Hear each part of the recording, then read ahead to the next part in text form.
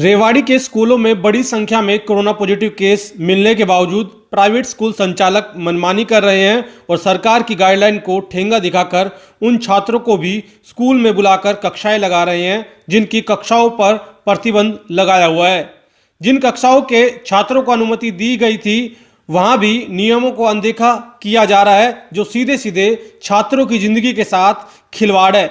और हैरान करने वाली बात यह कि रेवाड़ी जिला प्रशासन ये कह रहा है कि सभी नियमों का पालन कर रहे हैं। हालांकि अब शिक्षा विभाग की तरफ से जारी किए गए आदेशों में 30 नवंबर तक स्कूलों को बंद करने का फैसला लिया गया है। लेकिन सवाल ये है कि आखिर क्यों प्राइवेट स्कूलों पर सरकार एक्शन नहीं लेती और आखिर क्यों अधिकारियों ने जानबूझकर अपनी आंखें बंद की हुई है।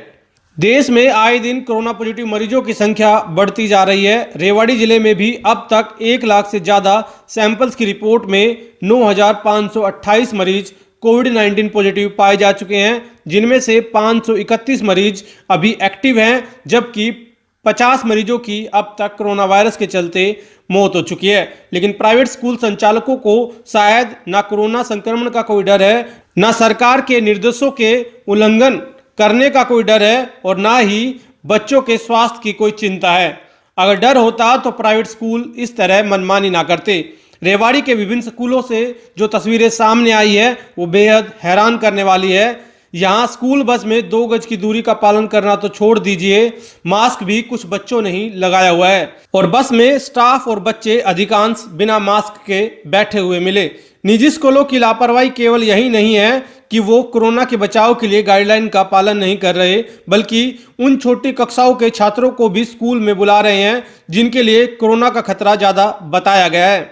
यहाँ आपको बता दें कि हाल में ही नियम और शर्तों पर 9वीं से 12वीं तक कक्षाएं लगाने के लिए सरकार ने अनुमति दी थी, लेकिन यहाँ तो 8वीं से कम कक्षाओं के छात्रों को स्कूल में बुलाकर सरकार के आदेशों को ठेंगा दिखाया जा रहा है। रेवाड़ी जिलाधीश यशिंदर सिंह से इस बारे में जब पूछा गया तो उन्होंने कहा कि उन्हें शिकायत मिलती है तो वो कार्रवाई करेंगे और साथ ही उन्होंने ये भी कह दिया कि सभी सरकार की गाइडलाइन का पालन कर रहे हैं।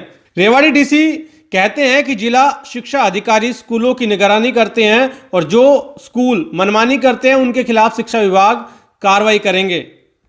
लेकिन कैसी कार्रवाई की जाती है वो तस्वीरें बयां कर रही है।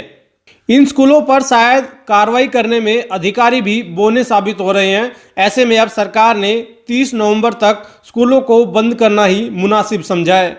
यहाँ आपको बता दें कि जिले के सरकारी व प्राइवेट स्कूलों में 2 दिन पहले 72 पॉजिटिव केस सामने आए थे और बड़े संख्या में बच्चों की रिपोर्ट आना भी बाकी है।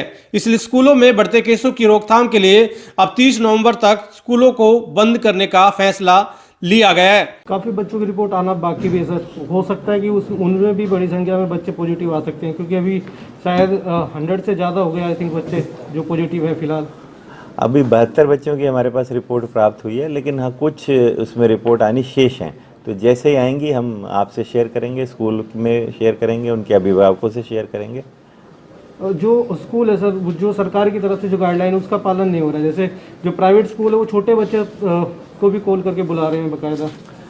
जहाँ भी ऐसी कोई शिकायत आती है हम एक्शन लेते हैं। तो इस वक्त तो ऐसा नहीं है, सिर्फ सरकार के निर्देशानुसार ही स्कूल कार्यरत हैं।